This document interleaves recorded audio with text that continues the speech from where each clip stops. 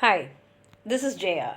In this video, we shall see the summary of Chorus from Atlanta in Calydon by A.C. Swinburne.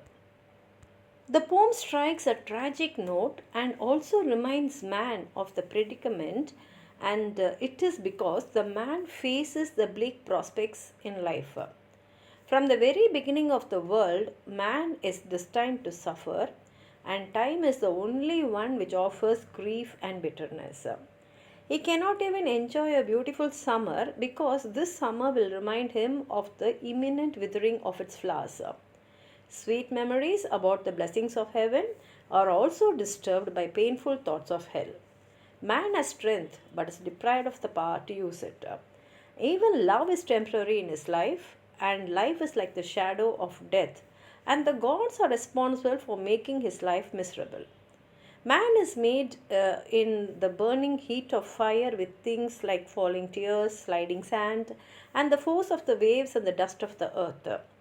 Man is molded with weeping and laughter, hating and love. His fickle and fragile nature owes it to the transient ingredients used for his creation.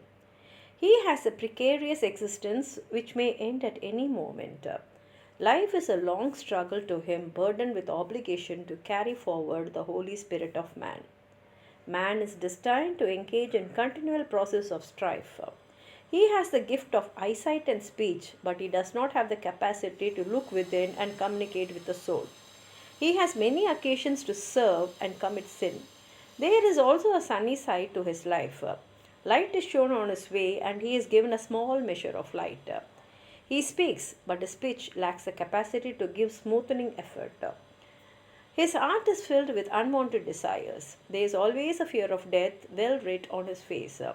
He is the author of his sufferings and becomes the laughing stock of others. Man is not able to enjoy the fruit of his labor. His life is an interlude. The poem actually revives the Greek tradition of using chorus. The poet does not speak about the arrival of Atlanta at Clayton. The tragic story of Atlanta and Millinger is to be inferred from the prologue. Without saying anything about the quirk of fate in the life of Atlanta and Millinger, the poet presents the general predicament of man whose cup of life is filled more with tears. Now let's read the poem. Before the beginning of years, they came to the making of man, time with a gift of tears. That is, first when mankind was created, he says, time created him with only tears as its gift.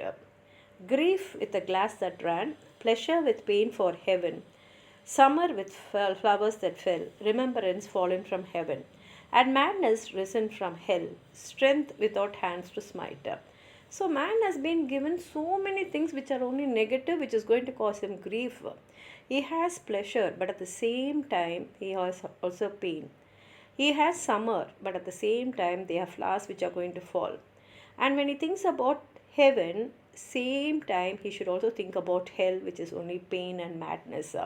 He has strength, but he cannot use that strength to endure in life. Love that endures for a breath, night the shadow of light, and life the shadow of death. Man does experience love in this world, but it is only for a short time. And night is like the shadow of the light, and life is like the shadow of death. And the high gods took in hand fire and the falling of tears and a measure of sliding sand from under the feet of the years, and froth and drift of the sea and dust of the laboring earth. God has given everything to man, but more is only sadness and sorrow and failure in life, and bodies of things to be in the houses of death and of birth, and wrought with weeping and laughter, and fashioned with loathing and love, with life before and after, and death beneath and above, for a day and a night and a morrow. So the bodies are like we have birth, then we have death, then after death again we have another birth. So life is full of weeping as well as laughter. Of course, there is love, but life before and after is only beneath and above death. For a day and a night and a morrow, that his strength might endure for a span, with trivial and heavy sorrow, the Holy Spirit of man. And man has to only endure a lot of sorrow, heavy sorrow in his life to live till he reaches his death. From the winds of the north and south they gathered. As unto strife they breathed upon his mouth, they filled his body with life. Eyesight and speech they wrought for the wheels of the soul therein, a time for labor and thought, a time to serve and to sin. They gave him light in his ways, and love, and a space for delight, and beauty and length of days, and night and sleep in the night. God had given him the power for everything, but at the same time, man has a capacity even to commit sin. There is light, there is love, there is space for delight, but the duration of all this is very small. And at night he gets his sleep. His speech is a burning fire, with his lips he travelleth, in his heart is a blind desire. In his eyes foreknowledge of death, he weaves and is clothed with derision, sows and shall not reap. Man has the capacity of speech, but he uses his lips only for blind desire. And his eyes knows that there is death, and he weaves his clothes with derision. Man has the capacity to sow, but we don't know when death will come to us. So we cannot say that we will reap what we sow. So you can sow, but whether you are there to reap the harvest and enjoy it, we do not know. His life is a watch or a vision between a sleep and a sleep. So man's life is only like a vision. And life duration is from one sleep to another sleep. That is from birth to death. Before birth you are sleeping, and after death you are going to sleep. This is what he says in this poem.